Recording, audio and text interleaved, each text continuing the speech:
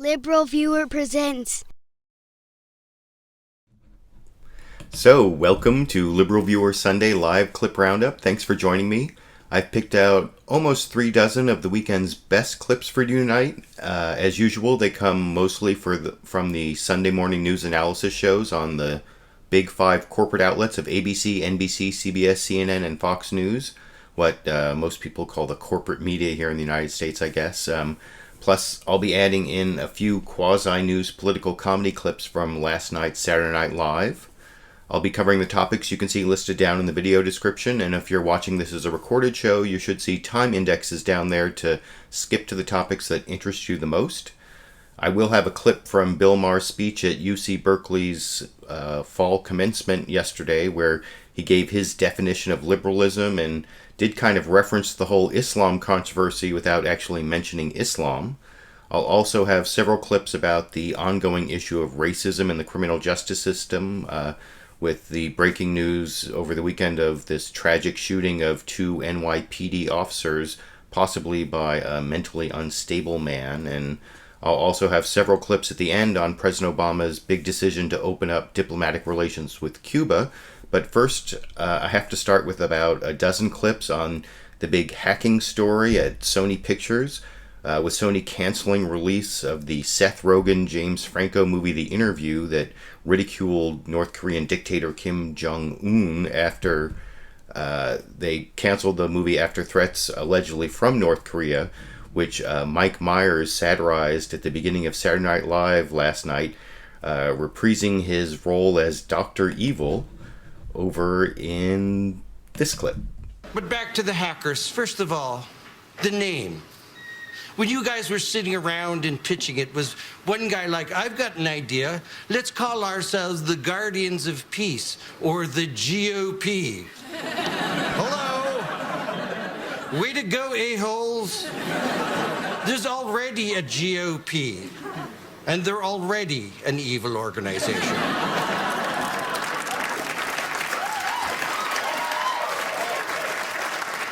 What are you gonna do next, GOP? Ask for $1 million. Been there, done that, smoked it, humped it, called it an Uber. So yeah, I thought that was kind of amusing, and I also want to give you some of the more serious coverage, of course, of the whole Sony hacking incident.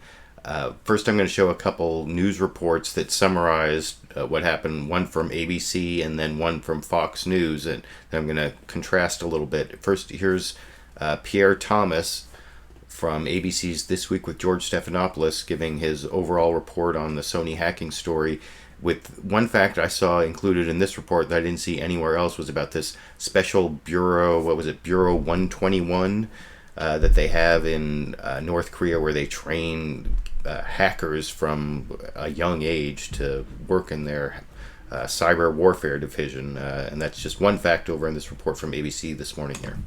This morning, the FBI investigation heating up. Agents chasing down the names of the North Korean officials who allegedly ordered the cyber attack. One option, charging them as common criminals. Arresting them could prove impossible, but the president vowed there would be a response. They caused a lot of damage. We will respond. We will respond proportionally, and we'll respond in a place and time and manner that we choose. It all began a month ago. The group, calling itself the Guardians of Peace, demanded Sony scrap the release of The Interview, a comedy depicting the assassination of North Korea's dictator. You want to go kill Kim Jong-Un? Totally. Soon, Sony was hit with what the FBI called a devastating computer network attack. It was unprecedented, taking computer stations offline, deleting files, and posting the company's strategic plans. Then it got worse. The hackers threatened moviegoers. Sony canceled the New York premiere. Theater chains said they wouldn't show it. And Sony pulled the plug. Game, set, match. The hackers won. The president called out Sony. I think they made a mistake. I wish they'd spoken to me first. I would have told them, do not get into a pattern in which you're intimidated by these kinds of criminal attacks. But Sony's CEO blamed movie theater chains for not showing it. He said he had no choice. We have not caved. We have always had every desire to have the American public see this movie. That might spark another cyber attack from the hackers, who say they'll retaliate if the film is ever released. The response could come from the elite spy unit called Bureau 121, cyber warriors recruited as children and trained at this military school. The U.S. may consider new sanctions against North Korea and is asking the Chinese government, one of North Korea's only allies, to use its influence.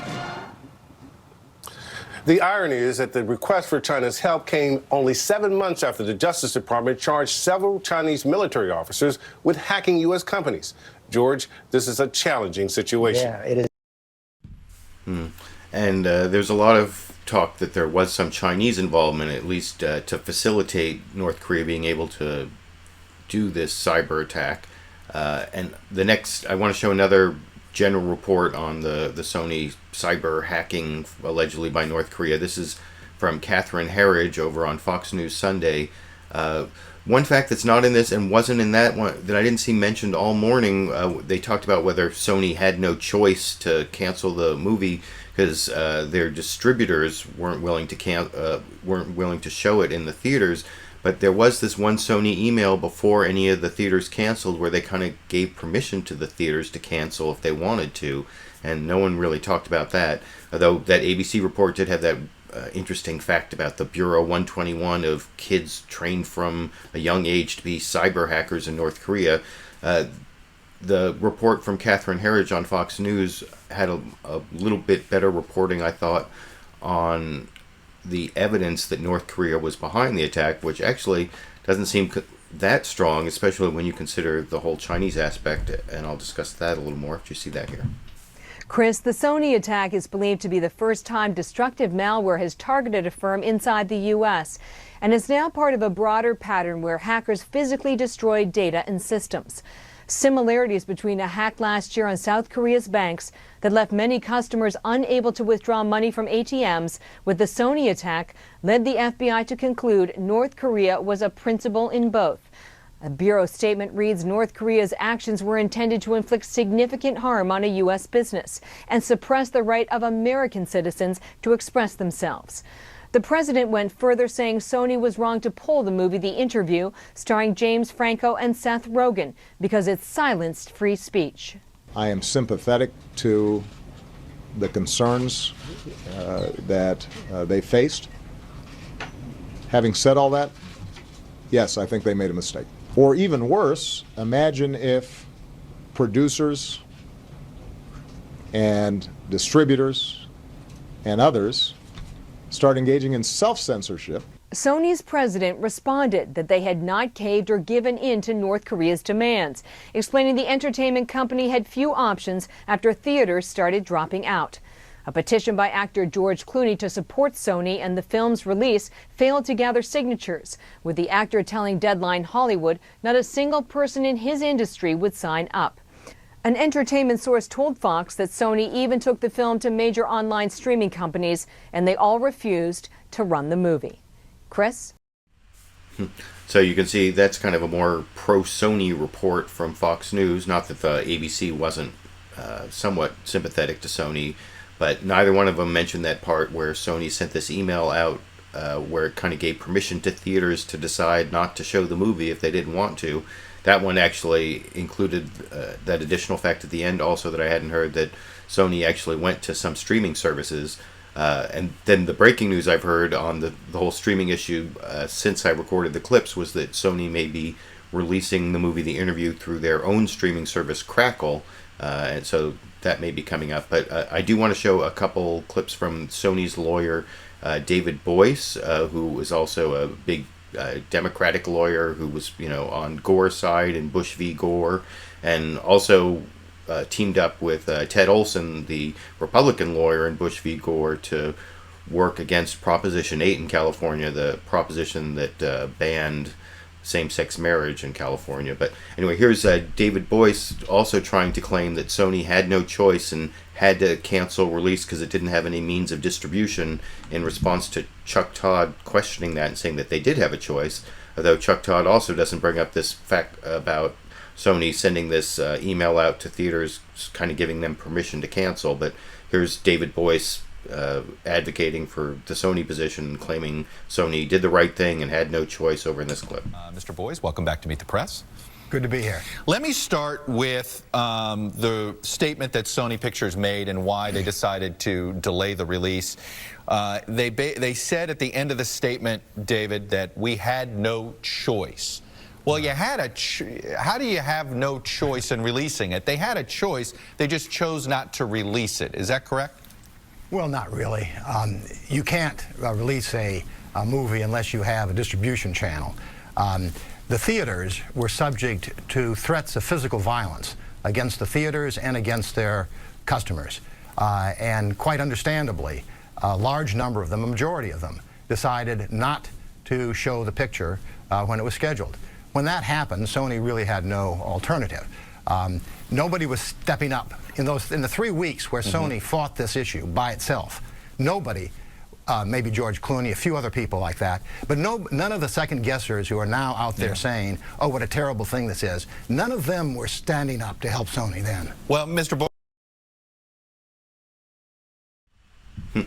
And not only did David Boyce make that claim that Sony had no choice, when I think Sony did have a choice because they kind of gave permission to the theaters not to release the movie, but he also argued kind of forcefully that Sony's going to release the movie, which kind of contradicts some of the things Sony was saying earlier. Although, like I said, the breaking news since I recorded the clips is that Sony is going to release it in some streamable way, although I haven't verified that, but I kind of saw some headlines about that. And here's David Boyce, also on NBC's Meet the Press, promising that Sony's fighting for the release of this movie and will release the movie over here. And remember, Sony only delayed this. Sony has been fighting to get this picture distributed. It will be distributed. How it's going to be distributed, I don't think anybody knows quite yet, but it's going to be distributed. And what Sony's been trying to do is to get the picture out to the public, but at the same time be sure that the rights of its employees and the rights of the moving-going public are protected. So that's kind of a strong statement from Sony's lawyer there, David Boyce, claiming that Sony's fighting to release the interview and that it's going to be released. But I don't think that's been a consistent message from Sony. And one of the people on the Sunday morning shows this morning who I think expressed that really well was Kal Penn, who is an actor some of you may know from Harold and Kumar, Go to White Castle, or Escape from Guantanamo. But he's also has some political science degree and worked in the Obama administration. And he made an interesting point about the mixed messages from Sony after Chuck Todd was like all, obsequious with him about agreeing to come on Meet the Press, which he said he kind of like, that was my favorite part of this answer, is actually the beginning where he kind of punctures Chuck Todd's obsequiousness in this clip. Why are you one of the few that have been comfortable speaking out publicly? I don't know. You invited me. I don't have anything particularly controversial to say. No, I say that because there has been, George Clooney didn't get anybody to sign publicly on his petition. Is there fear in Hollywood? I think there's fear, but I also think there's probably some confusion about exactly what's going on. I think, right. you on, what was it? It was on Wednesday when Sony said that they have no plans to release the film. On Friday, they then said that they might release it video on demand. They're fully backing the film. Then on Saturday morning, they pulled down all the social media, which confused a lot of actors, I think, because I still have movies from 6 years ago that are, the trailers are on YouTube. Right. The studios don't take them down because they know that there's a longevity to just keeping that stuff up. So I don't know that it's fear as much as confusion. I don't know that any of us are saying anything particularly controversial or anything that's going to anger either our friends at Sony or anyone around the world. So I think Kal Penn is right that Sony has sent some mixed messages, and he's the only person who I've seen mention that thing about pulling down the social media and the websites for the interview, which doesn't really jibe with what David Boyce said, that they're all behind releasing this movie. That actually doesn't really make that much sense. And I want to show one more Saturday Night Live clip on the whole Sony North Korea thing. This is from Weekend Update. I want to show Michael Che's message to Kim Jong-Un. which I thought was kind of interesting, especially because he's definitely ridiculing Kim Jong-Un. My favorite part is he calls him Kimberly a couple times over in this clip. The FBI has confirmed that North Korea was behind the hacking of Sony Pictures, so I want to take a moment to talk to North Korean leader Kim Jong-Un. Look, Kimberly. Me and you, we're not that different. We both take a lot of heat on the internet. We both love basketball, and we both have black barbers, apparently. And I get why you're upset. You feel like the cool kids are making fun of you, but dying in a movie is a good thing. You know who else died in the movie? Bubba from Forrest Gump. And his death influenced a chain of shrimping restaurants. That could be you, man. There could be a 90-minute wait at Kim Jong-un's Times Square grill.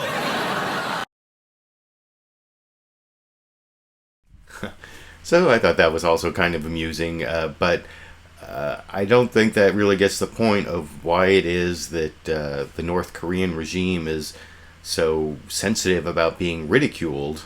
I was glad to see Saturday Night Live was willing to ridicule the North Korean regime a little bit, but I want to show a comment from this guy, Thor Halverson, who works for a human rights organization, and he was over on This Week with George Stephanopoulos, and he talked about both ways that they may be able to get copies of this movie into North Korea, and also why it is that North Korea may be so sensitive about being ridiculed over in this clip. Thor Halverson, about, because you're head of the Human Rights Foundation, and you've talked about the idea of actually finding a way to get the film into North Korea, dropping it in on these little USB drives. Would that really work? Well, George, we've been doing this for some time, and our partners in South Korea at the border have also been doing it. They're mostly North Korean defectors. They know it works because many of them came to South Korea or escaped North Korea through China as a result of receiving some of this material. And North Korea has no internet connections whatsoever. North Korea, it's the hermit kingdom. They try and keep information tightly locked. It's why this film is so dangerous to them, because they perceive the Kims as a god. And a film like this, which that idea flies in the face of that, so that they're terrified of any information. Explain that a little bit more. I've seen the movie. I thought it was pretty funny, I got to tell you the truth. And it did, you know, demystify Kim in so many ways, mocked Kim. Would that really have an effect on the North Korean? Absolutely. In fact, there was a young lady that she's now working in our office here in New York. She saw Titanic as a child. And Titanic changed her life. You'd say, well, why? A North Korean woman. Yeah. A North Korean. When she was a teenager. This movie, she saw that a man was willing to die for a woman, for love. This to her was completely alien. That was her aha moment. All of these things are dangerous for the regime because they produce aha moments in people who've been living under propaganda for so long. Let me take that. And I don't know about the Titanic analogy, but the fact that the Kim dynasty has promoted itself as divine in North Korea. I've seen several reports where, I mean, basically worshiping the dear leader, or I can't even remember what Kim Jong-Un, there was like the great leader and the dear leader isn't that Kim Jong-Un's father? But they definitely have put them, it is like a personality cult, and Kim Jong-Un is the god, you know, the god figure. And you know, there's one clip I didn't choose. I think it was Michael Chertoff who compared what the reaction from North Korea to this movie to the reaction of Muslims to those Danish cartoons of Muhammad, and it's kind of the same thing, I think, as the way Muslims react to the ridiculing of Muhammad, the way that North Koreans are reacting to their leader Kim Jong-Un being ridiculed, because he is a divine figure and their entire society is set up without any satire of the leader or without any questioning of the leader. And so even just like making fun of him a little bit can have a real negative effect on the regime, especially if people in North Korea were somehow to see the movie, I guess. But I don't know if that's what's going on. But I also want to show a few clips on the idea of whether this attack is an act of war. President Obama had an interview on CNN's State of the Union with Candy Crowley. It was Candy Crowley's last broadcast before she leaves CNN, so that was a little bit sad, but at least she got President Obama on to answer several questions, and he was very timid about calling it an act of war. I think one, and I'm going to show a few clips on that topic, but I think one reason that people have been reticent to claim it's an act of war is because of there's not just North Korea involved, but there may be Chinese involvement. And if it's an act of war, does that mean that we're at war with China, which is a lot bigger deal than being at war with North Korea, I guess. But anyway, here is Barack Obama talking about whether it's an act of war, and I think he ends up calling it cyber vandalism in this clip. Do you think this was an act of war by North Korea? No, I don't think it was an act of war. I think it was an act of cyber vandalism that was very costly, very expensive. We take it very seriously. We will respond proportionally, as I said. But, we're going to be in an environment in this new world where so much is digitalized that both state and non-state actors are going to have the capacity to disrupt our lives in all sorts of ways. We have to do a much better job of guarding against that. We have to treat it like we would treat, the incidents of crime, in our countries. When other countries are sponsoring it, we take it very seriously. But that's something that I think we can manage through as long as public-private sector is working together.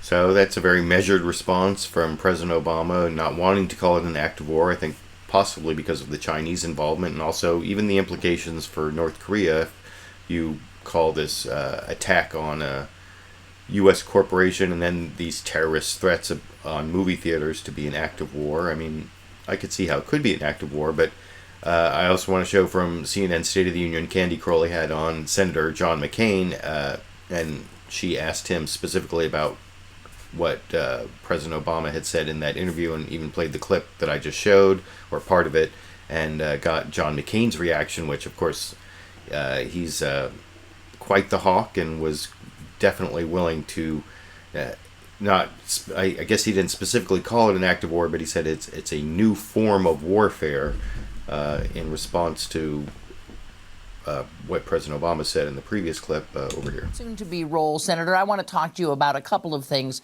that the president said in this interview. The first, I just want to remind you and our audience what he said about the North Korean attack on Sony in cyberspace. No, I don't think it was an act of war. I think it was an act of cyber vandalism that was very costly, very expensive. We take it very seriously. We will respond proportionally. Cyber vandalism, what do you make of that? I think, again, the president does not understand that this is a manifestation of a new form of warfare. When you destroy economies, when you are able to impose censorship on the world, and especially the United States of America, it's more than vandalism. It's a new form of warfare that we're involved in, and we need to react, and react vigorously, including reimposing sanctions that were lifted under the Bush administration, including other actions that will squeeze them more economically. But most of all, we have to really work together with the president and the Congress to come up with counters and abilities to respond, but more importantly, to prevent. There have been cyber attacks from China that have betrayed some of our most important hacking, which has betrayed some of our most important military secrets. We've identified a building in Beijing that's run by the People's Liberation Army we've lost billions of dollars in industrial capabilities and secrets that have been transferred through this. This is a new form of warfare. We need to work, and we need to harness the best minds in America, including some of those out in Silicon Valley, to help us devise ways of countering this. Makes me... So yeah, you can see John McCain there is willing to call it a new form of warfare, even though he recognizes the Chinese connection. Oh, and by the way, I'm always reading your comments during the show here. I want to show, I did get a comment to point out a nuance that I hadn't mentioned. Here you can see from NO8549, we never had an armistice with North Korea, so we are not at peace. So I guess we kind of are at a state of war, we aren't at a state of hostilities, but we are at a state of war with North Korea. But on this issue of whether it's an act of war. There was actually a more moderate response from Representative Mike Rogers, who was over on Fox News Sunday this morning. And I want to show Chris Wallace asked him the same question as to whether this cyber attack was an act of war, and he wouldn't actually say it was an act of war, which seemed kind of moderate, but then by the end he was attacking President Obama, as I'll talk about after you see that clip here. The FBI used very tough language to describe this hack attack. Let's put it up on the screen. North Korea's attack on Sony Pictures Entertainment reaffirms that cyber threats pose one of the greatest national security dangers to the United States. Two questions. How serious was the attack? Do you regard this, in a sense, as an act of war? Well, you can't necessarily say an act of war. We don't have good, clear policy guidance on what that means when it comes to cyber attacks. But let's back up a minute. Russia attacked Estonia. We saw a destructive cyber attack for nation-state purposes. Iran attacked Saudi Arabia. Clearly a destruction on the Saudi Aramco, a company there, destroyed 30,000 computers, wiped and destroyed data. We kept warning those of us that have been paying attention to this is coming to the United States, probably sooner than later. What you saw was a nation state who engaged in trying to really destroy an American company and then took it to the broader level of using threats of violence in order to get their political will. This was a nation state attack on the United States, and saying aloha and getting on an airplane going to Hawaii is not the answer that really the world needs, let alone America. All right.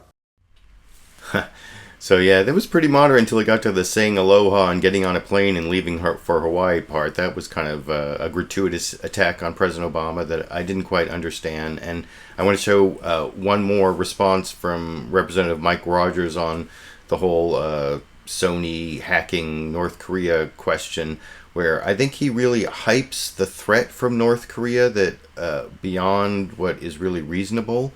That's one of the things that kind of bothers me about the cancellation of the opening of the movie The Interview. All these theaters who are responding to this threat from North Korea, even though the FBI said that threat wasn't really credible. They didn't really have a way to carry it out, but that doesn't really stop Representative Mike Rogers from hyping the threat from North Korea. Even he talks about the threat on the theaters and then juxtaposes it with, by the end of this fairly long clip, he's juxtaposing the threat to the theaters with North Korea testing nuclear bombs last year, making it sound like there's some way that they're going to nuke the U.S., which they can't really do. And I'll talk about that a little more after I show that clip here. All right. Well, the president has promised that there will be consequences. Here's what he had to say about that.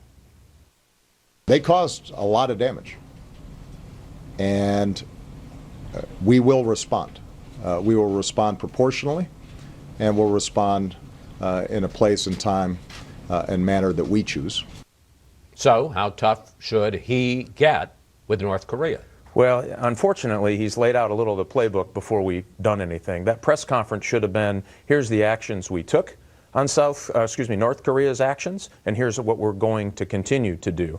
Right now, and trust me, our intelligence services, the folks who would be responsible for at least the first wave of trying to make sure they don't have the capability to do this again, we're ready. They have the capability. They were ready to go. The problem here was not the fact that we didn't have a capability to do something nearly in immediate time. We just didn't get a decision from the President of the United States. Are you saying that we should launch a cyber attack to take out their cyber warfare capabilities? I'm saying if you're talking about a proportional attack, it should be at least proportional. The United States has the capability to make it very difficult for the North Koreans to do an attack like this anytime soon. Take out their cyber infrastructure. Well, I'll let you define what that looks like. They have the capability to do it. Here's the problem. So there was lots of discussions last week about what this looks like. Do you acknowledge, do you not acknowledge? Do you take an initial step and then acknowledge? By acknowledging it and then laying out to say, well, we're going to do something in the future, you have diminished the capabilities that we can engage in this particular Why, because they can protect themselves? Well, for a whole host of reasons I can't go into in detail, but you've just limited your ability to do something. Just calling North Korea out isn't going to be enough. So I would argue you're going to have to ramp up sanctions. It needs to be very serious and significant. Remember, a nation state was threatening violence. So forget the fact that there was, the Hollywood drama of this particular event. They went into a company and they used something called a wiper virus. They wiped out data.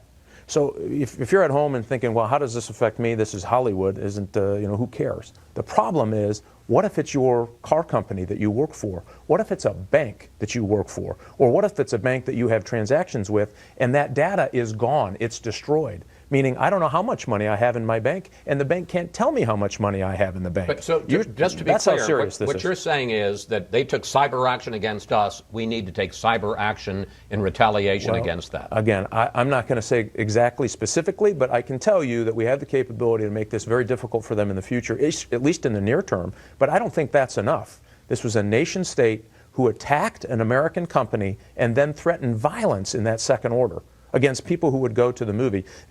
Take the movie part out of it. This is the fact that they were willing to commit acts of violence or threat acts of violence against U.S. citizens in the United States.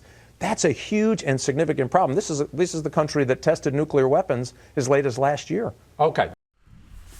So you can see how Mike Rogers, their representative, who's leaving the House of Representatives, he was chair of the House Intelligence Committee. Now he's going to be a right-wing radio talk show host.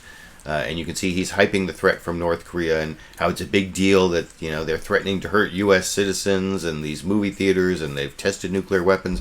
Well, one thing I remember, I made this video back in 2013. Here's a screenshot of it. U.S. over-vilifies North Korea, where I was actually reviewing a movie about North Korean terrorists taking over the White House. And that was kind of a misunderstood video that I made because people thought I was saying North Korea wasn't bad. I think they're really bad and they're really repressive. When I said they were over-vilified, I thought their capability of attacking the United States was being overhyped, kind of like Mike Rogers was doing there. And one of the things I showed in my video, and I put a link down in the video descriptions to my video where you can see my review of the movie and this argument about North Korea being over-vilified. I showed a screenshot from a video that North Korea released back in 2013 where you can see the screenshot where they blew up the White House and the Capitol in their video, and they threatened to attack Washington, D.C. So these threats on the movie theaters are not the first time North Korea has threatened, blustered and claimed that the U.S. was going to be the target of North Korea. That's part of their way of gaining, legitimacy. And, if they can attack the United States, that means that somehow they are, equal to the United States, or that's the way they puff themselves up, I guess. It's more like chest thumping, which is a term used in a different clip having nothing to do with North Korea. So I don't think it was smart to back down to these threats. And I said I was checking the comment section. I'm trying to check the comment section during the show here. I got a comment from Jason Zalis asking, if you were responsible for the release of the interview, would you show the movie as planned on Christmas? I think that, maybe they needed some extra security just to be, because I'm a lawyer and I think about liability. You don't want to be negligent, so you want to take all reasonable, you want to take reasonable care if there are any sort of threats. But I don't think these are credible threats, and the FBI said they weren't really credible threats. So my answer would be yes, I do believe the movie should have been released. And I also want to show a clip. This is Marco Rubio over on CBS's Face the Nation. And Bob Schieffer asks him about a statement he made that, the president needs to restore freedom. What did he mean by that? And you can see Marco Rubio, even though he doesn't know if he likes the movie, he kind of promotes the movie and wants people to see the movie. It kind of reminds me of the way that George W. Bush that Bush administration after 9/11 wanted people to go shopping. Although I actually, in this case, kind of agree that people should support this movie after the threats it's been under, because it's a free speech issue. But here's Marco Rubio's sort of promo for the movie to Bob Schieffer on CBS's Face the Nation this morning here. Senator, let me ask you first about this Sony situation. You last week asked the president, quote, to undo the damage to freedom of speech and expression caused by Sony's decision not to release this movie. What exactly do you want him to do? Well, first of all, I think the president in his end-of-year press conference alluded to the fact that there will be a response, and a strong one, and a measured one, but one that's reciprocal, and I'll support that. Now, obviously, the tactics of that is something I probably wouldn't discuss on air, but suffice it to say that I do think this needs to be responded to in multiple ways. First, obviously, through the response that the president is thinking through, but second, I think it's important that that movie be played, that movie be seen. I don't even know if it's a good movie, but I think it is now important that that happen, that we figure out a way to get that out there so Americans can watch it. It is unacceptable that this attack, not just on our country, not just on a business located in America, but on our constitutional freedoms, if it's unresponded to, if it stays the way it is now, it is going to be an incentive for others to try and do the exact same thing in the future. Well, And that's one response to this that seems to be fairly bipartisan, and I'm kind of heartened to see that people are saying that you can't let threats stop you from free speech. I mean, I guess it depends on the situation. I remember several weeks back I covered the decision by, I think, wasn't Anita Sarkeesian not to speak at some university where they wouldn't stop people from carrying guns because of some also fairly low credibility threat. And I think in that case I said that, you know, she has to make her own decision. But that was like one person who gets all this controversy on the internet. And that's a little bit different, I think, from this big corporation and responding to threats from this government. In that case, I think it's more like the Danish cartoons that, and, you know, I wouldn't have minded if Anita Sarkeesian was willing to stand up to those threats. I mean, I think that would be, you know, the more brave and more pro-free speech stance. I would hope if I were in that situation, I would be brave enough to do it. I just don't know, having not been in that situation, or not really. I mean, I guess in some slight ways, but not directly.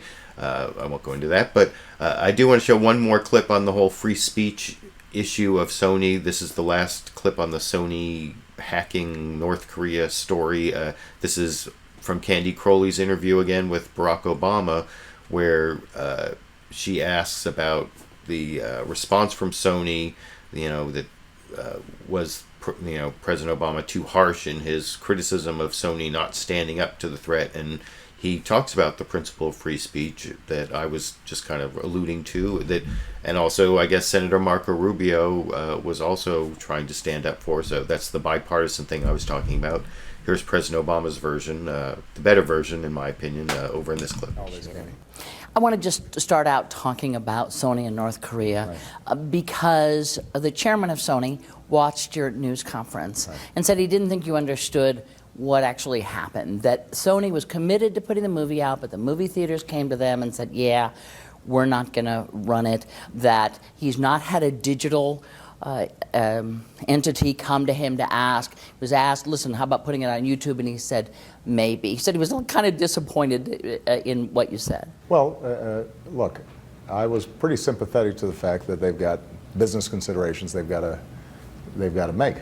And, you know, had they talked to me directly about this decision, I might have called the movie theaters chains and distributors and asked them what the story was. But what I was laying out was a principle that I think this country has to abide by.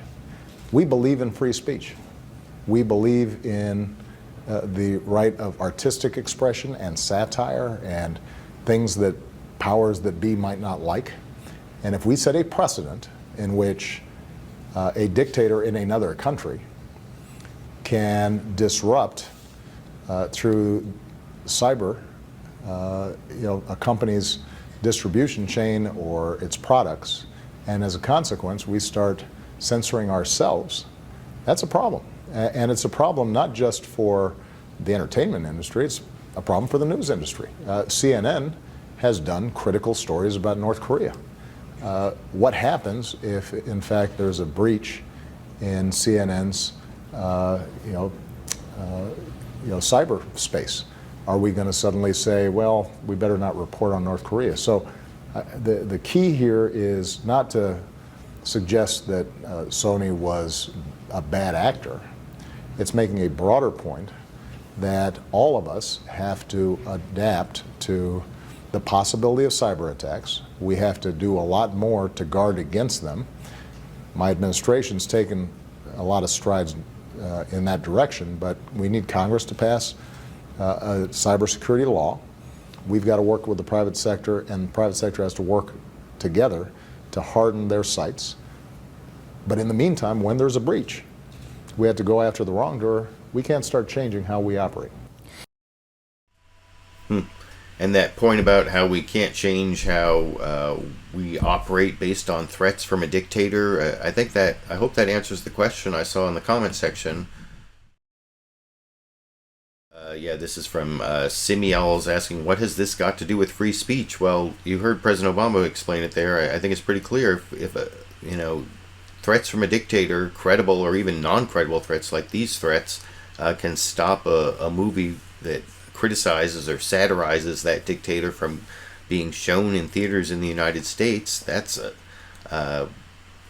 takes something out of the marketplace of ideas that gives a censorship power to this foreign dictator, and that's not something we want to do. We want to have an open marketplace of ideas. If you go over to my LiberalViewer channel page, which, by the way, if you want to donate to and support my LiberalViewer channel, I don't think, for some reason, YouTube's taken away my ability to put that little eye up in the corner. So if you want to donate, you have to go to my channel page, youtube.com/LiberalViewer. And I've also put a link there since the early days of my channel to John Stuart Mill's essay on liberty, where he talks about free speech and why the marketplace of ideas, it's important to have even bad ideas able to be spoken. And I actually want to, on the subject of free speech, I want to show a clip of Bill Maher's speech, his commencement speech at UC Berkeley yesterday. I found it uploaded by a couple people. Unfortunately, I couldn't get tickets. I wanted to get tickets since I only live like 90 minutes from Berkeley. And I waited till they were available online. Supposedly they were going to be available, but then you had to register and be like a student or faculty member, and I think they upped the security for some reason, I know the reason, because Bill Maher had said a lot of things about Muslims that were controversial, and some people at UC Berkeley had even said they didn't want him to speak. He brought up that free speech issue in his speech, and I'm going to show like a 2.5-minute clip of, it's about 14 minutes long, the whole thing, and I put a link down to the whole thing. The audio wasn't that great in any of the versions I saw. I tried to clean it up with my own software, and I'm not all that skilled at that, but I think you can hear it at least. But it's not as good as all my other clips in terms of being able to understand what he's saying. But this is where he gives his definition of what a liberal is, and he talks about how we shouldn't be tolerant of intolerance, and especially societies that are anti-gay and anti-women. And he never says Islam, but you know what he's talking about, and I'll talk about it a little more after you watch the clip yourself here. I think the difference is why I'm a liberal. Now, you don't have to be a liberal, although, come on, it's Berkeley. I think I can speak freely here. I mean, I hope I can.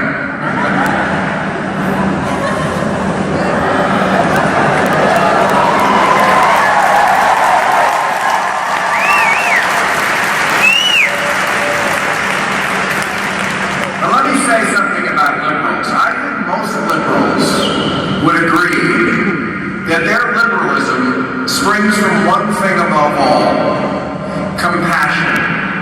Mine does, because that's how I was brought up, by two liberal parents. In my family, we were always on the side of the underdog and those who were being treated unfairly. I grew up in an all-white town in the 1960s, but my parents made sure that even as a little kid, I understood whose side we were on in the civil rights battles that were going on.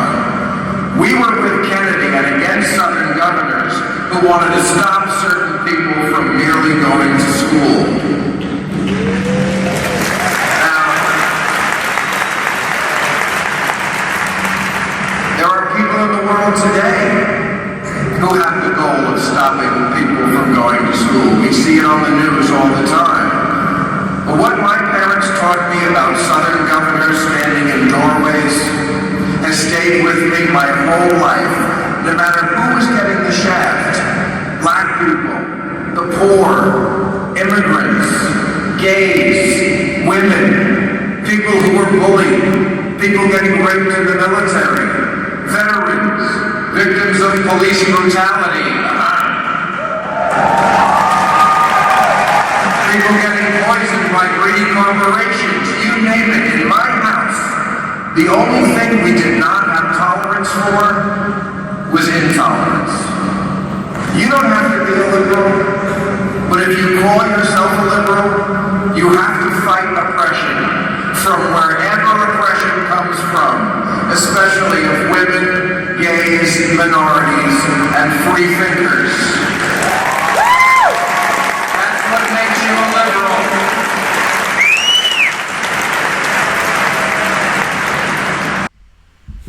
Well, I hope you could understand that. I tried to clean up the audio as best I could. It wasn't that great a recording that I found on YouTube to begin with.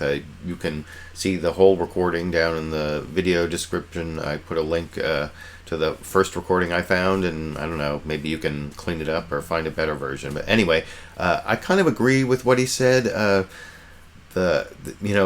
None of his controversial stuff was really in there. He didn't even mention Islam by name, but I think the intolerant people he was talking about in terms of people going to school and women and gays, that I don't have any problem with pointing out Islamic countries and societies that aren't good on those issues. And he didn't really get into his more controversial criticisms of Islam, where he thinks it's like the worst of all religions, and he kind of smears the entire religion with the beliefs of the extremists in the religion. And I don't really want to get into that so much right now, although this is falling down, but I am still I had someone comment on that recently. I'm planning still on making a video about Sam Harris's book, The End of Faith, and I will discuss that a little more about overgeneralizations about Islam. I hope to be able to do it before the end of the year, because I should have a little free time in the next several days where I should be able to take that on. So look for that coming up sometime. I know I've said that before, but this time I really mean it. And you can let me know what you think about what Bill Maher said there about liberalism. He said that liberalism comes from compassion, and I think that may be true, depending on what you mean by compassion. I think liberalism comes from a belief that every person deserves to be treated with respect and dignity. I don't know, is that a definition of compassion? And I think that, you can find that in philosophers like Immanuel Kant and John Locke, and especially John Locke was a big influencer of the people who wrote the U.S. Constitution.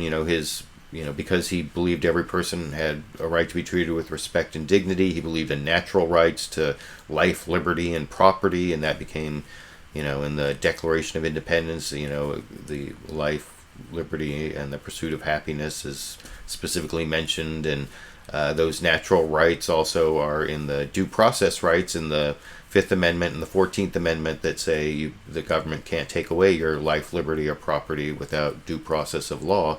That means you can still be punished, if you committed crime, but you get due process. You get all those rights to confront your accusers, and that kind of gets me into the whole criminal justice system issue, which is the next issue is this latest breaking news story and the ongoing protests against the shooting of unarmed black men in New York and Missouri and other places in the United States.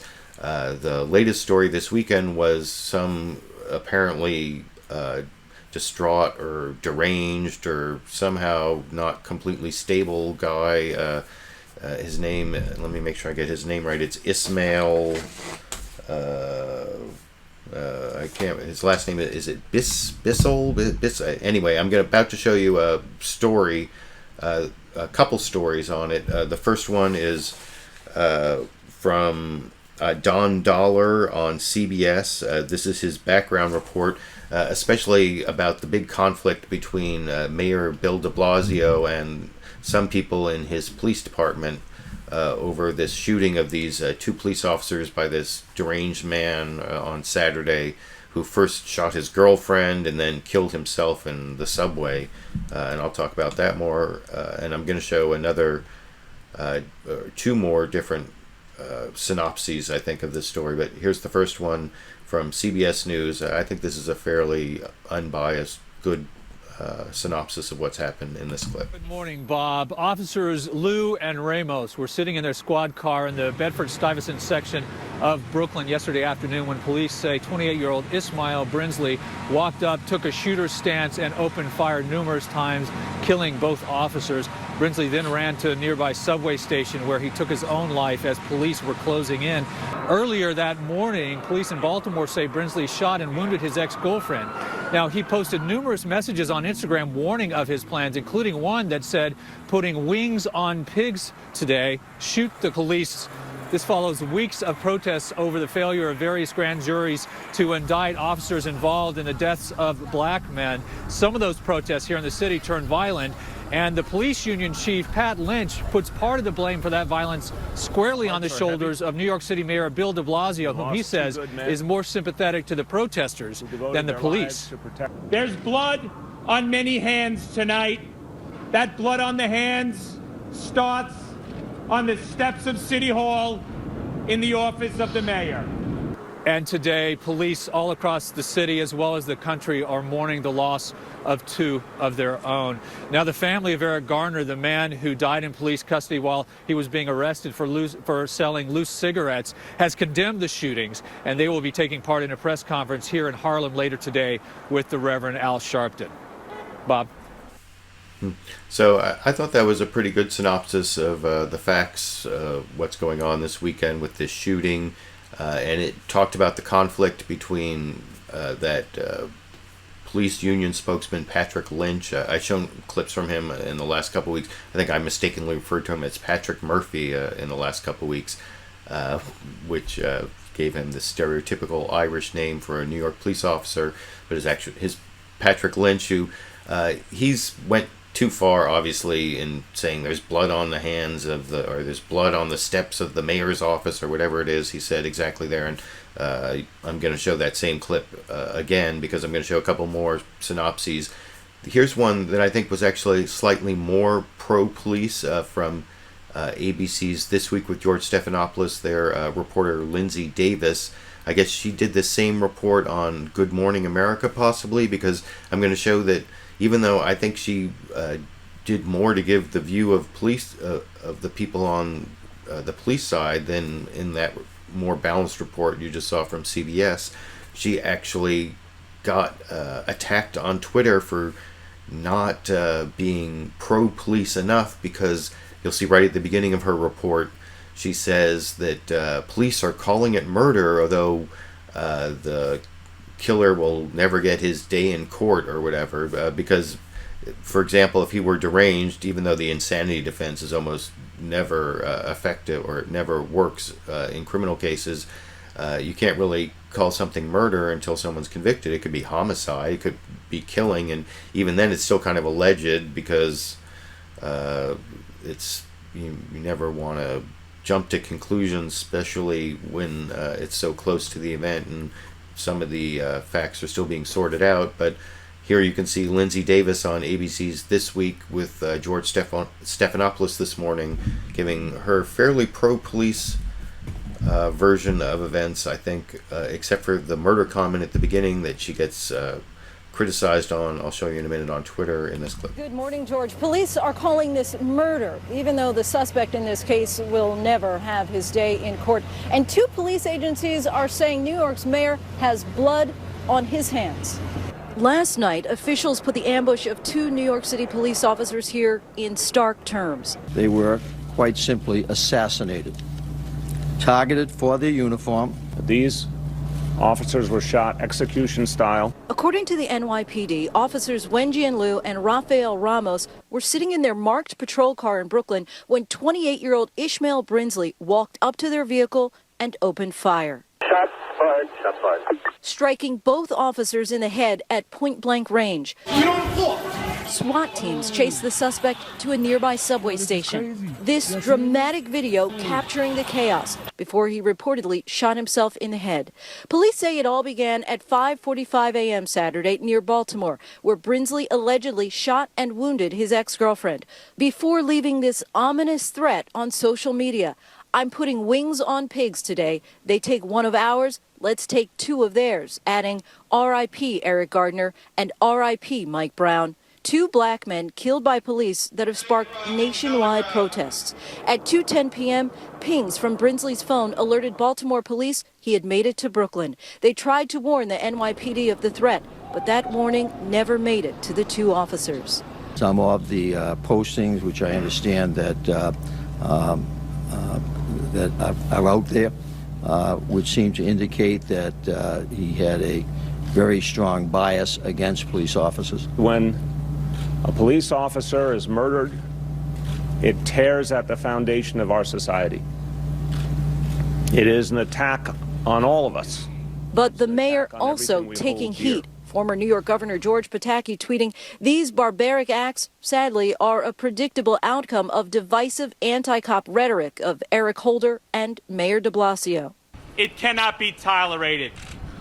That blood on the hands starts on the steps of City Hall in the office of the mayor. NYPD officers even turned their backs on the mayor as he walked into last night's press conference. So far, no response just yet from the mayor to his critics. George. So I actually thought that was a fairly balanced report. When I said it was more pro-police, I didn't mean it was biased. I just meant that if you look at the amount of time in that report, the amount given to people speaking on behalf of police, I think is at least the plurality of the report. That's what I meant. Although, like I said, the ABC reporter there, Linsey Davis, was attacked over on Twitter. I even responded. You can see this Dusty Diamond said, "Newsflash to GMA and Linsey Davis. NYPD doesn't need a day in court to know this. The assassination of officers Liu and Ramos was murder."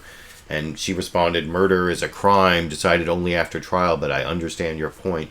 And I even responded, you can see, where I said that I understand the point too, that someone isn't guilty of murder, and that's a criminal conviction. It could be homicide. You could say the killing or homicide, but murder is a legal conclusion. I mean, I suppose you could draw your own legal conclusion, but I think it may be a little bit quick, especially with the possibility of someone being mentally unbalanced. And I also pointed out that I think, if anything, the story was heavy on cop views. Although, like I said, I don't think it was really a biased story. I think the most biased story was over on Fox News, although it still covered most of the facts. One thing I think you can find a bias in a story is this is another 2-minute story, and the facts that they're trying to de-emphasize the most you'll find are right about in the halfway point, because you don't get the primacy and you don't get the recency. It's kind of buried in the middle, and those are the facts that really show that this isn't so much related to the whole Eric Garner and Michael Brown protests, even though the guy tweeted that in his tweet after he shot his girlfriend. The fact that he shot his girlfriend first and then killed himself after, those two facts make you think that there's a problem with the guy. It's not really that he's some political activist who's working as part of the Don't Shoot Coalition or the Can't Breathe Coalition or whatever the protesters are going on. So I thought that that was kind of buried in this report, and then I thought it was kind of embarrassing for Chris Wallace when he interviewed the reporter Brian Llenas. He mispronounced his name and then corrected himself incorrectly, and till the very end of the report he finally said his name right over this clip. A gunman has shot and killed 2 New York City police officers execution style after vowing on social media to retaliate for the deaths of Michael Brown and Eric Garner. Fox News correspondent Brian Llenas, has the latest from New York. Brian. Chris, chillingly, the killer posting images on Instagram of his semi-automatic weapon and blood-stained pants with anti-police messages, suggesting the shootings were in revenge for the deaths of Michael Brown and Eric Garner at the hands of police. Writing, quote, "I'm putting wings on pigs today. They take one of ours. Let's take 2 of theirs. Hashtag shoot the police. Hashtag Eric Garner. Hashtag RIP Mike Brown. This may be my final post." Police say this man, 28-year-old Ismaaiyl Brinsley, walked up to an NYPD patrol car in Brooklyn Saturday and opened fire through the passenger side window, shooting officers 32-year-old Weejan Liu and 40-year-old Rafael Ramos in the head. He later killed himself in a subway station. Earlier that morning, Brinsley shot and seriously wounded his former girlfriend in Baltimore before traveling to Brooklyn. A wanted flyer sent to the NYPD too late. Police Commissioner Bill Bratton says the officers were, quote, targeted for their uniform. Today, 2 of New York's finest were shot and killed with no warning, no provocation. They were, quite simply, assassinated. The shooting fueling tension between the NYPD and New York Mayor Bill de Blasio. New York City's police union says de Blasio essentially threw city police under the bus by failing to back the officer not indicted by a grand jury in the choking death of Eric Garner. Last night, police officers turned their backs on the mayor moments after he visited the families of the fallen officers. We tried to warn, it must not go. It cannot be tolerated. That blood on the hands starts on the steps of City Hall in the office of the mayor. The president, briefed while on vacation in Hawaii, issued a statement urging calm while unconditionally condemning the murders. Chris? Brian Llenas. Brian, thanks for that. So we got Brian Llenas there at the end. And I don't know, I think that report there, they did sort of emphasize the connection to the Eric Garner protests a lot more than the other 2 reports I showed, and they buried the fact that he killed himself and that he had previously shot his girlfriend right in the middle there, and they spent a minute there hyping up the connection to the Eric Garner protests and that he was targeting police officers. And obviously, there is evidence that he was doing that, but I think it's more like he was an unstable, deranged guy who used that rhetoric as a purpose for his own, problems, basically. And that's kind of the same thing that's happened in many of these cases. It's sort of like the mix between mental illness, possibly. I mean, I don't want to jump to conclusions on that and diagnose someone based just on the facts I have so far, but there have been a lot of cases where it's the intersection of mental illness and readily available firearms more than connecting it to the Eric Garner protests. And I also thought that report kind of de-emphasized the Patrick Lynch comment blaming Bill de Blasio, the mayor of New York, because nobody really wanted to back that up other on the Sunday shows. Here you can see Senator Lindsey Graham was over on Face the Nation, and he would not take that bait. He said he was blaming the shooter. He didn't blame guns or mental illness, but he was blaming the shooter and not Bill de Blasio. And then he expanded a little bit on that over in this clip. And talk a little bit about this situation in New York, Senator Graham. As a Republican, what do you think about this tweet that George Pataki has put out, where he basically called out Democrats Eric Holder and the New York mayor and said some of the blood is on their hands? Do you agree with that? I blame the shooter and nobody else. All right. Any more to add to that? No. Do you think that's connected to what has happened in these other cases? I think that the mayor of New York has probably undercut his cops, and the attorney general is trying to walk a fine line. What happened in Missouri I understood why the cop had to defend himself. When you see the video in New York, did that man really have to die? But the tone they're setting around the rhetoric regarding the cops incites crazy people. But I blame the shooter. And now let's...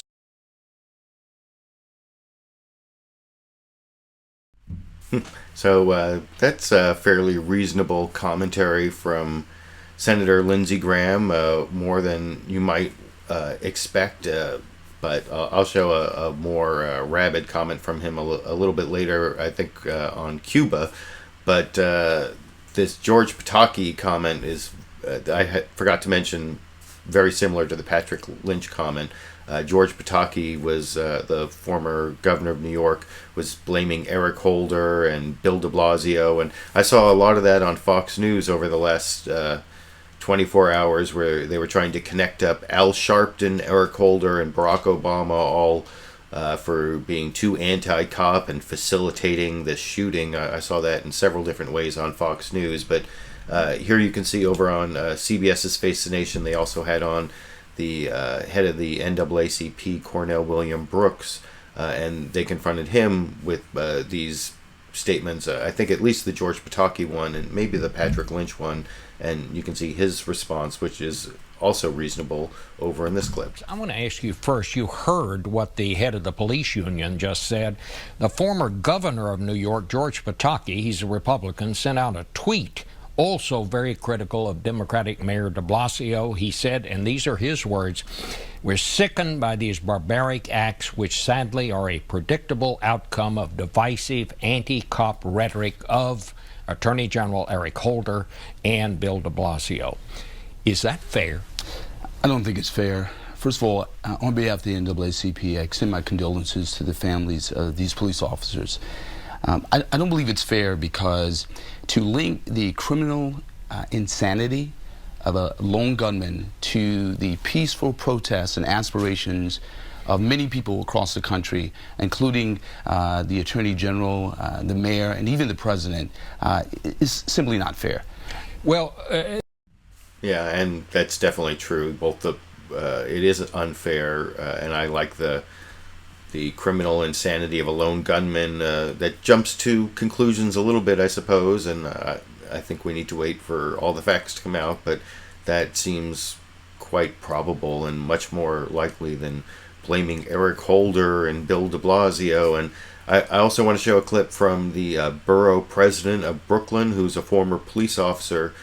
He was over, I think this was NBC's Meet the Press. Yeah. He was on NBC's Meet the Press, and Chuck Todd asked him about these same comments, blaming Bill de Blasio, etc., for this shooting, and got another really good answer, I thought, and also about blaming the protesters over in this clip. Mr. Adams, let me get your reaction first to Patrick Lynch of the Patrolmen's Benevolent Association in New York and Mayor Bill de Blasio's office's response. Here's Mr. Lynch. There's blood on many hands tonight.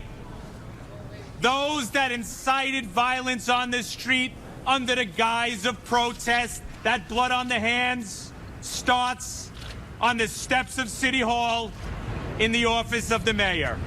Now, Mr. Adams, before I get your reaction, let me read the mayor's statement from his office. It's unfortunate that in a time of great tragedy, some would resort to irresponsible, overheated rhetoric that angers and divides people. Mayor de Blasio understands this is the time we must come together to support the families and friends of those brave officers that New York City lost last night and the entire NYPD community. Mr. Adams, though, to Mr. Lynch's charge, what is your response to it? Well, first of all, our hearts goes out to the family. In addition to that, when a bullet strikes the body of a police officer, the emotional path continues. So I understand some of the concerns that many people have in the law enforcement community. But this is not about one voice. This is about the voice of the entire city crying out for unity, crying out of saying, how do we come together and deal with real issues in policing, but at the same time protect our officers? I wore that uniform for 22 years of my life. I had a bulletproof vest on, protecting our community, and I know how trying and difficult these times are. Well, we've had a lot of protests. We've had a lot of heated rhetoric. Do you believe that contributed to this? No, not at all. I think that we cannot mix the two. Those who were calling for police reform were not calling for police retribution. They were not calling for harm to police, and we cannot allow someone to get in the way of moving towards police reform. Blood is not on the hands of the mayor. Blood is on the hand of the sick person that took the life of 2 innocent police officers.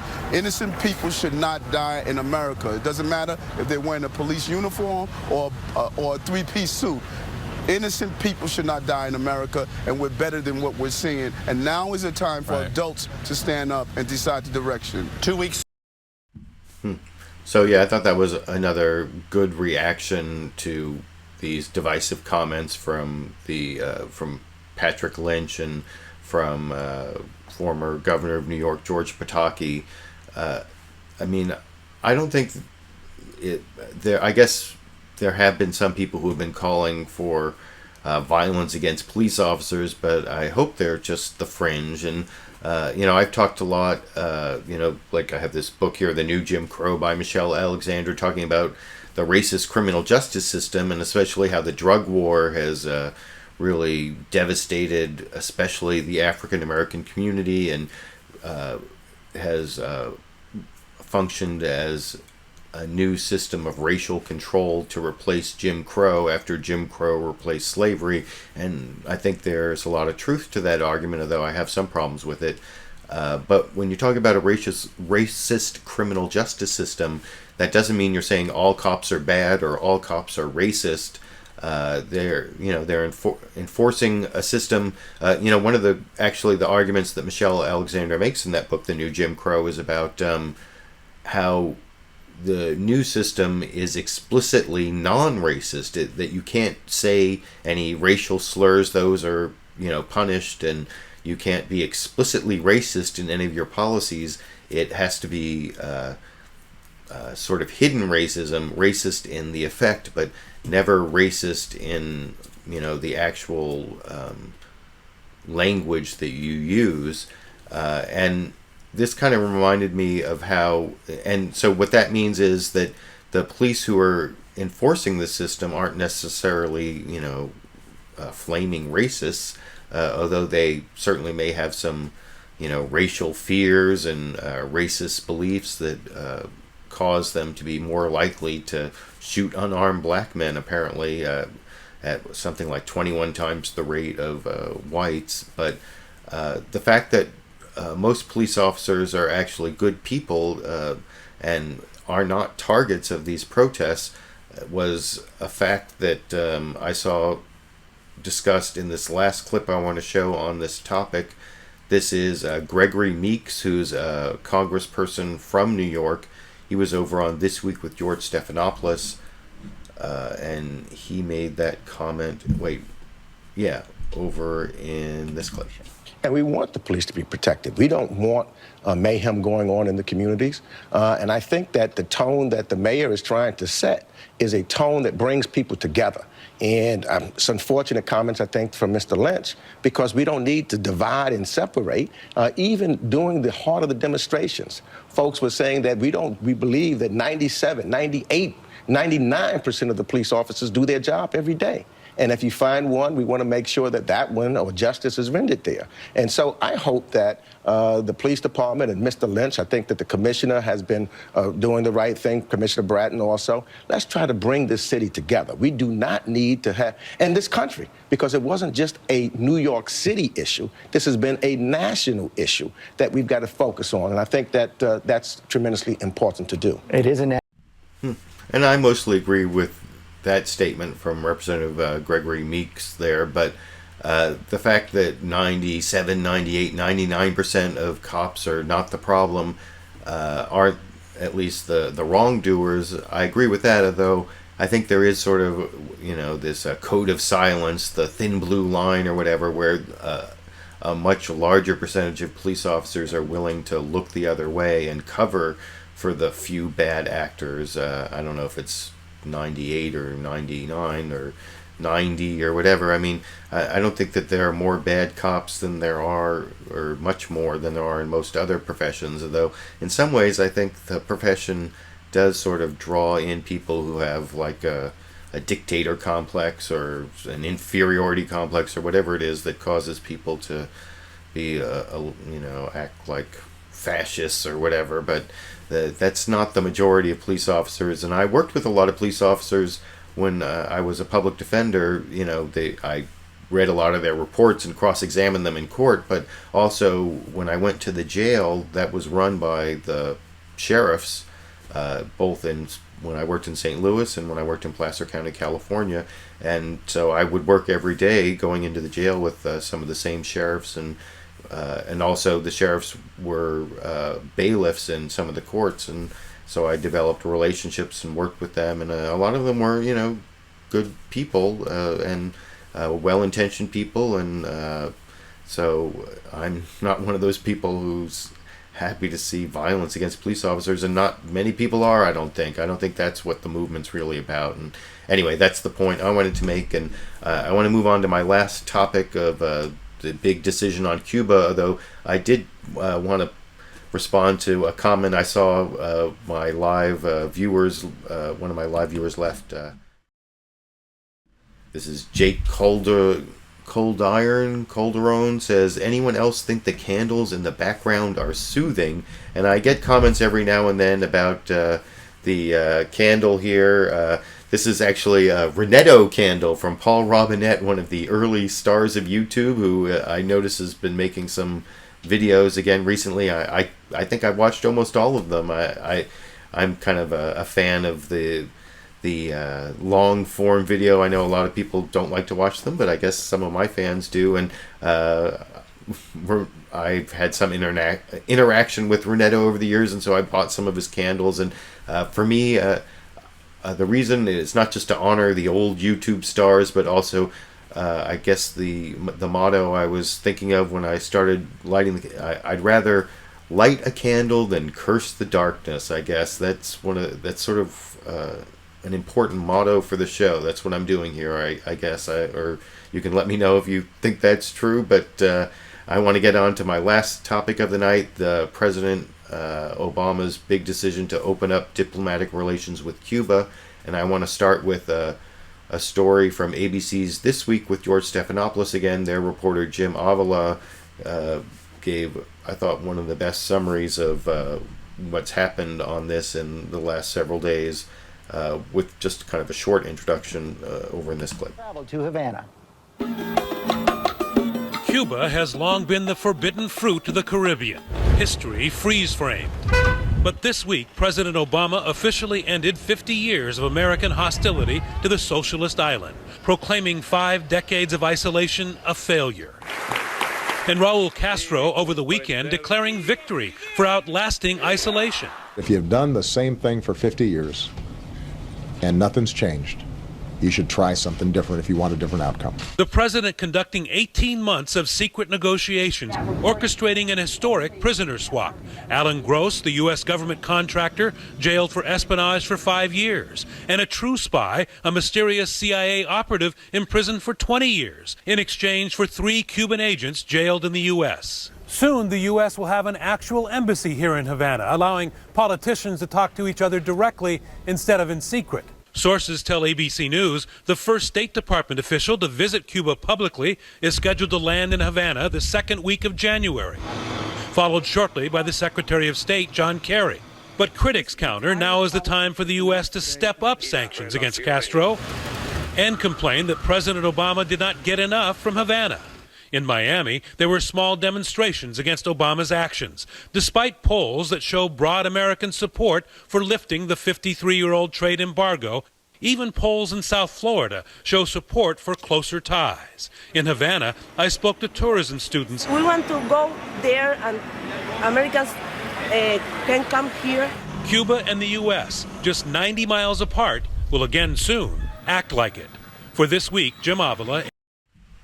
So that's a good summary of what happened, and you saw in there Jim Avila talked about the way some Republicans are claiming Barack Obama did not get enough out of this deal by opening up diplomatic relations, even though it's popular even in South Florida and popular with the Cuban people. And I don't really think that opening diplomatic relations is such a big reward to the Castro brothers, but I'm a little worried that this story I've heard on Fox News ever since Obama announced this earlier this week, that Obama got rolled, or that he's naive and he, gave up everything and got nothing, that story may be seeping into the popular culture, because I saw this skit over on Saturday Night Live last night where they had like a Christmas special from Havana, and here's the interaction they had. This is Fred Armisen playing Raul Castro, the acting leader of Cuba, and then his interaction with Jay Pharaoh as Barack Obama over in this clip. Hola, Estados Unidos, and welcome to Cuba. On behalf of myself and my brother Fidel, or should I say, Papa Noel? That's pretty fun. Also joining us live from his vacation in Hawaii is my new best friend and your socialist president, Barack Obama. Hold on, wait, did you say socialist? And as part of our deal, all Cubans now have full access to Obamacare. Nope. Which is a really great option if they want worse health care. Also, this is very exciting. All Cubans are now on the path to be full U.S. citizens. No, that's not accurate. No, okay, I'm starting to have second thoughts about this, so Looks like we lost him there. Again, we only have one cell phone tower for 11 million people, and it's actually just a stack of old bicycles. So yeah, you can see there on Saturday Night Live last night, they're definitely, at least in that parody, giving the story that Barack Obama is not getting what he expected from this deal with Raul Castro. And apparently Raul Castro gave a speech saying that he got everything and gave nothing. And you'll see that's kind of a running issue in the clips I'm going to finish up the show with. First, this is Candy Crowley talking to Barack Obama, asking him about his naivete and whether he got rolled, and whether it's part of a pattern of him coddling dictators or whatever, over in this clip. The other big story that we've had, and that is your reach out, or Cuba's reach to you and your reach to Cuba. Listening to the critics, part of this is they wrap it up in how you've dealt with other sort of bad actors. Oh, this is what he's done. He's accommodated Syria by not crossing the red line. He has accommodated Iran by talking to them on nuclear weapons. And sort of down the line, Russia, he's allowed Putin to move in and take Crimea. And here's the gist of it. The gist of it is that you're naive and they're rolling you. Yeah. So this was said about Mr. Putin, for example, 3 or 4 months ago. There was a spate of stories about how he was the chess master and outmaneuvering the West and outmaneuvering Mr. Obama and this and that and the other. And right now he's presiding over the collapse of his currency, a major financial crisis, and a huge economic contraction. That doesn't sound like somebody who has rolled me or the United States of America. There's this knee-jerk sense, I think, on the part of some in the foreign policy establishment that shooting first and thinking about it second projects strength. I disagree with it. We have been very firm with respect to those countries that we think are violating international law or are acting against our interests. But I've been consistent in saying that where we can solve problems diplomatically, we should do so. You'd look at an example like Iran. Over the last year and a half since we began negotiations with them, that's probably the first year and a half in which Iran has not advanced its nuclear program in the last decade. And we know that for sure. And we know that that's not just verified by the United Nations and the IAEA and ourselves, even critics of our policy like the Netanyahu government in Israel, their intelligence folks have acknowledged that, in fact, Iran has not made progress. So Cuba offers us an example of an opportunity to try something different. For 50 years, we've tried to see if we can overthrow the regime through isolation. It hasn't worked. If we engage, We have the opportunity to influence the course of events at a time when there's going to be some generational change in that country. And I think we should seize it, and I intend to do so.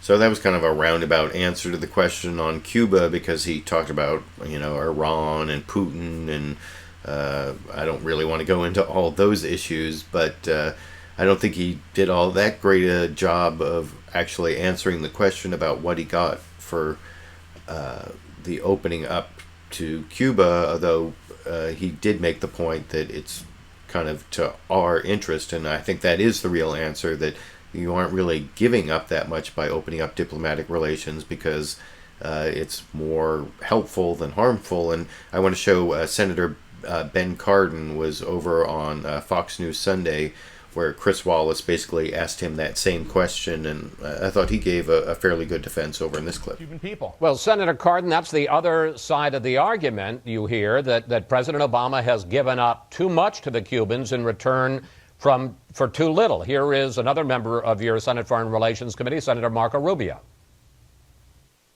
These changes will lead to legitimacy for a government that shamelessly, continuously abuses human rights, but it will not lead to assistance for those whose rights are being abused.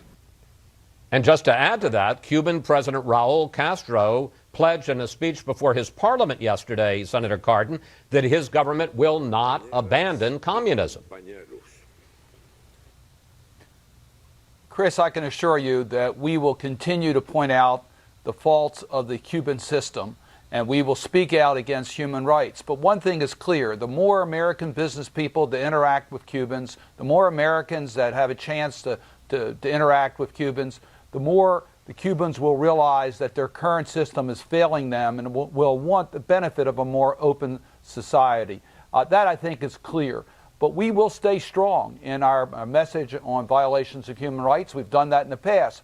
Alan Gross is now home with his family. That's an important step, progress that's been made, been commitments given by the Cubans. We'll see how they carry them out. So we have moved on to a new chapter. We're looking forward rather than back, and I think that's going to be good for the Cuban people and good for the United States. Gentlemen.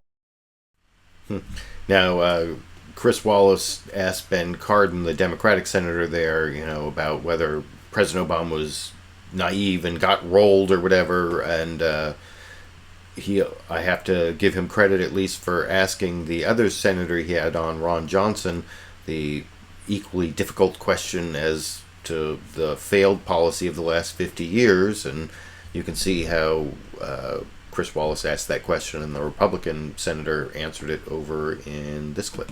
Big picture. President Obama says that a half a century of sanctions, of isolation of Cuba, just hasn't worked. Here he is. I don't anticipate overnight changes.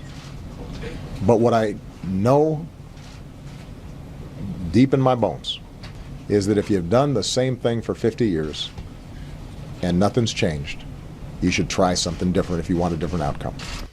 Senator Johnson, and I guess that's the question, why not engage Cuba? Why not expose it to Western values and Western capitalism, especially as the country is about to go through a generational change from the Castro brothers? Good morning, Chris. Well, your panel was talking about North Korea. We relaxed sanctions on North Korea. We've relaxed sanctions on Iran. Has that worked? I mean, the fact of the matter is these are repressive regimes. And, I agree, 50 years of this kind of policy, unfortunately, it hasn't worked, but it's not necessarily because it's a bad policy. By the way, it's the Helms-Burton Act was actually passed in an overwhelmingly bipartisan fashion and signed by President Clinton. So on a bipartisan fashion, this has been the policy of the United States for 50 years, and Helms-Burton is 18 years. And I would argue it's not because it's bad policy, it's because we're dealing with very bad and evil people, a repressive regime that has backed terrorists around the world and is going to threaten the national security of America and not improve the lives of the Cuban people. Well, Senator Cardin. So, yeah, it's not that the policy that we've had in place for 50 years has failed to end the Castro regime. It's that the Castros are bad, evil people, and so they're impervious to our policies. I don't know if I quite understand that argument, but one of the interesting things, I've showed a Republican and a Democrat here on opposite sides, but it actually doesn't split along party lines. There was a Democrat who opposed the president, Robert Menendez from New Jersey, who is of Cuban heritage.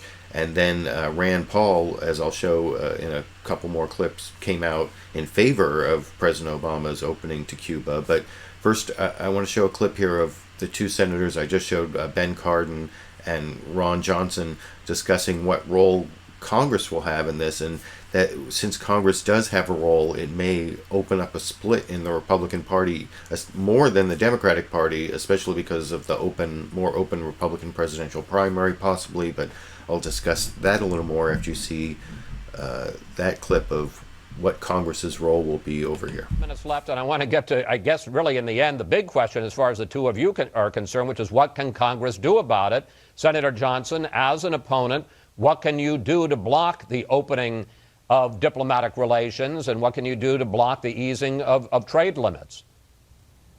Well, first of all, this is another example of President Obama spending a lot of time trying to circumvent the very clear spirit in the law of Helms-Burton. And again, that was a bipartisan effort. Chairman Menendez is saying the exact same thing. And so really, there's some real prescriptions in that Helms-Burton Act that you really have, the administration has to follow some very specific steps before they lift the embargo. The president has not followed those. In other words, a determination that there's actually been a transition government. That hasn't happened. And so there are a number of things we can do to try and actually enforce the law that this president simply is ignoring. Senator Cardin, look at it from your point of view. How effective can opponents be in blocking, for instance, the establishment of full diplomatic relations? You're certainly going to have a problem if the president decides to name an ambassador, getting him confirmed in a Republican-controlled Senate. And what about if they pass legislation to restrict any of the trade openings that he's making here unilaterally? Well, Ron's right. There's different views among Democrats on this subject. There's different views among Republicans on this subject. I think you're going to see a change developing in Cuba. The American people are going to get it. Our political system will want to be engaged. I think you'll see action in Congress. A lot can happen without direct congressional activity, but there will be a need for Congress to take action, hopefully as we move to a new chapter in our Cuban relations. And it's going to be an interesting debate in Congress. And it's not going to be one party versus the other. It's going to be what we think is best in this country. And I hope Democrats and Republicans can come together and work on a new chapter in our relation with Cuba. Senator Cardin. So that's a nice sentiment from Senator Ben Cardin at the end. And I do think it will kind of split the parties. So maybe there will be some bipartisanship. But I think the Republicans, of course, are much more likely to oppose something proposed by Barack Obama, the president, who is their focus of hatred. And for the more strident comments on this topic, I want to show Senator Lindsey Graham, who basically said, you don't waste your time nominating an ambassador to Cuba, over on Face the Nation on CBS this morning, talking to Bob Schieffer in this clip. And now let's talk a little about this Cuban surprise that we got from President Obama to resume relations with Cuba. You were very much against that. You know, some people would argue, Senator Graham, that this is a good place for Americans to be selling American products. We sell a lot of grain down there already. We sell medical products under the heading of humanitarian aid. Why do you think it's such a bad idea to do that? Well, North Korea would be a great place to sell products. They don't have anything. When America engages a country, we do so with our moral voice, just not cigars and rum. So for the last 50 years, Cuba's gone from being an interventionist communist power in Angola to Grenada to a backwater poor dictatorship. And without any reason, we've changed our policy. Look in your vault of CBS News stories in 2013 and 2014 and show me one where Cuba's becoming more democratic. As to what the Congress will do, Bob, if you're being offered the ambassadorship to Cuba, turn it down because you don't have a snowball's chance in hell of getting confirmed. The Congress is not going to reinforce this policy. There will be no confirmation of an ambassador to Cuba because the Castro brothers are terrible dictators who deserve no new engagement. They deserve to be condemned and isolated. And when it comes to funding any proposed embassy In Cuba, I'm in charge of all foreign aid, all State Department funding. I'll be the chairman of the Foreign Operations Subcommittee. I will do everything I can to limit the size and scope of this embassy because you're rewarding people who kidnap Americans and who really are still communist in every way. Now, of course, that sounds like President Obama's policy is in for a fight from the Republican-controlled Senate, but you have to remember that report from Jim Avila at the beginning I showed where this is actually pretty popular, and it's popular with a lot of Republicans, especially like the Chamber of Commerce Republicans are all gung-ho for this. And I want to show also Face the Nation. They had on Lindsey Graham with his strident comments, but they gave equal time to the Democrats. This is a Democratic Congressperson, Chris Van Hollen, where Bob Schieffer just let him respond to Marco Rubio. I'm going to show some Marco Rubio clips in a minute, but not from Face the Nation. And also to Lindsey Graham. He came on after Lindsey Graham and gave this response here. He was on that plane that went to Cuba last week to return American Alan Gross. Well, you heard Lindsey Graham. You heard Marco Rubio. I guess I don't even have to ask you a question. Just, well, what's your response to what they said here? Well, Bob, we heard a lot of rhetorical chest thumping in a very short period of time, but I don't think it actually advances the goals of American foreign policy.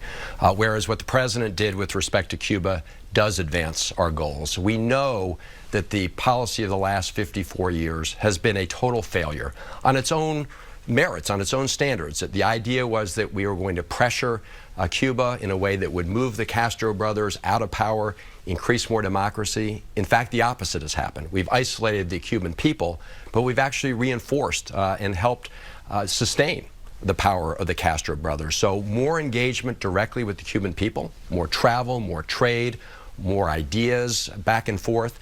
That will, over time, I think, help loosen things up from the bottom up. This isn't going to happen tomorrow, and we're not expecting a transformation in the views of the Castro brothers, but more engagement will work better than the policy of the last 54 years. We heard Fidel Castro's brother. He's already said, well, thanks a lot, America, but we're not changing. But the theory behind this was not that the Castro brothers were going to suddenly change their views. That was the theory behind the failed policy the last 54 years, that by putting pressure on the island, that somehow the Castro brothers would say, hey, we're going to have free elections. That failed. We have a very different concept here. The idea is more direct communication with the Cuban people will over time create more personal freedom and then over time create conditions for more political freedom. This isn't going to happen overnight. So I think that is the winning political argument, that the old policy hasn't worked and that this engagement will be better able to bring openness and change to the Cuban regime.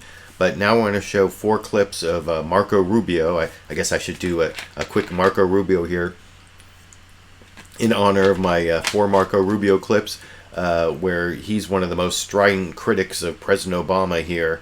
And he's using this presumably to try to gain favor in a possible presidential run.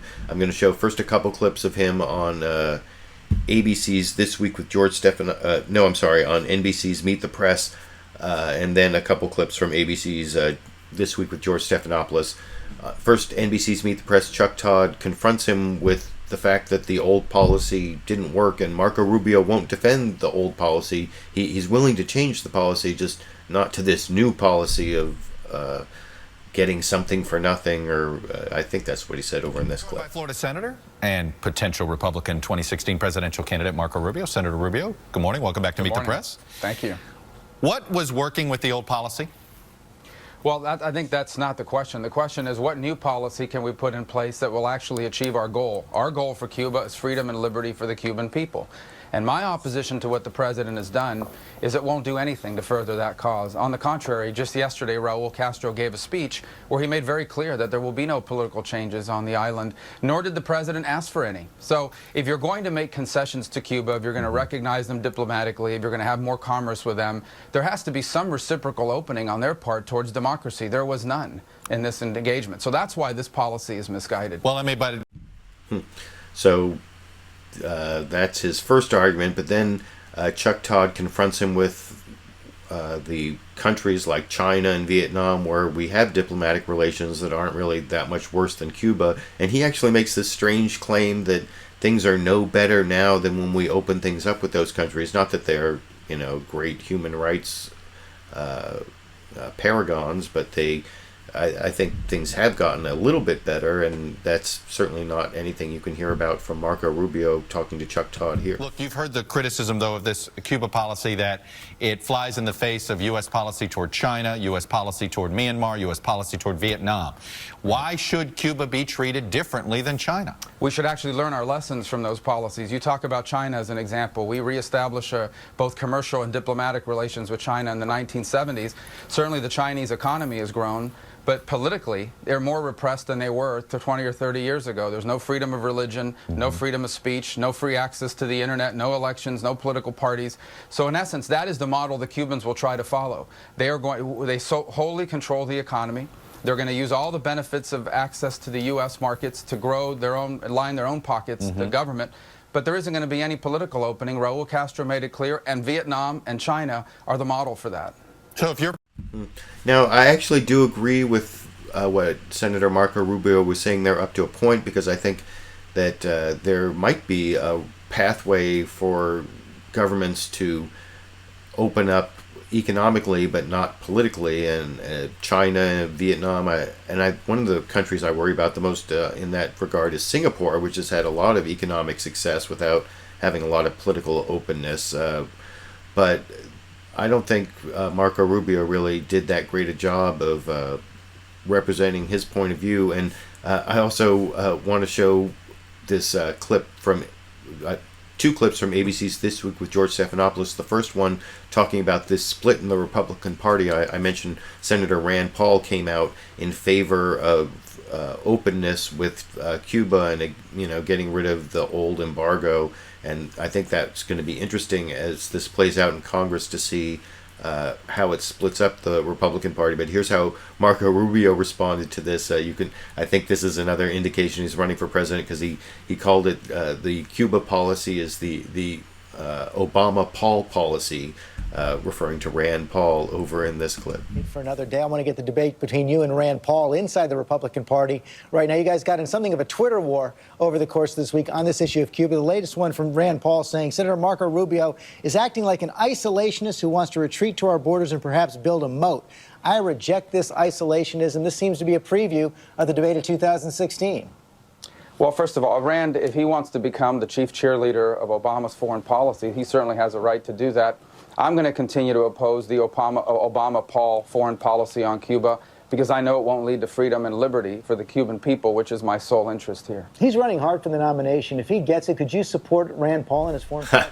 So, yeah, the Obama-Paul foreign policy, that I think shows definitely that's got to hurt Rand Paul there, and I think that may be indications of a upcoming presidential battle between the two of them. And then the last clip I want to show for tonight, and on this topic of Cuba, this is also another indication of the split amongst conservatives. This is Marco Rubio having to explain how he came out against the Pope Francis. I guess he's kind of a more liberal Pope, so maybe he can come out against him. But here you can see Marco Rubio responding to a tough question from George Stephanopoulos about his comments, Marco Rubio's comments, coming out against the Pope's involvement in all this here. The agenda in the first meeting. Pope Francis played a pretty extraordinary role in all of this, and you spoke out about that earlier this week. Let's take a look. I would also ask His Holiness to take up the cause of freedom and democracy, which is critical for a free people, for people to truly be free. I think the people of Cuba deserve the same chances to have democracy as the people of Argentina have had, where he comes from, as the people of Italy have, where he now lives. Did you really mean to suggest that the Pope hasn't taken up the cause of freedom and democracy? Well, I was asked the question what I would say to Pope Francis, and I would ask him to take up the cause of the freedom and liberty of the Cuban people, which was not part of Hasn't this he done engagement. that? I haven't heard those statements made. I know, look, the Pope is a spiritual leader, and he always naturally is going to want to bring people closer together, and I respect that as a spiritual leader. But I think it's also important to say that people deserve the right to be free. Our nation was founded on that principle. And by the way, I'm encouraged that President Obama is so influenced by Pope Francis. Perhaps he'll follow his lead on the sanctity of life and on respect for religious liberties as well. I guess he tried to save it there at the end, but I don't know. From those previous comments, do you think Senator Marco Rubio may have something to confess next time he goes to? I believe he's a Catholic, and I don't know. Are you allowed to criticize the Pope that way? I'm not sure. But you can let me know what you think about that or about any of the topics I covered. I'm way over time. I think I'm like almost to an hour and 45 minutes at this point, so I got to finish up the show.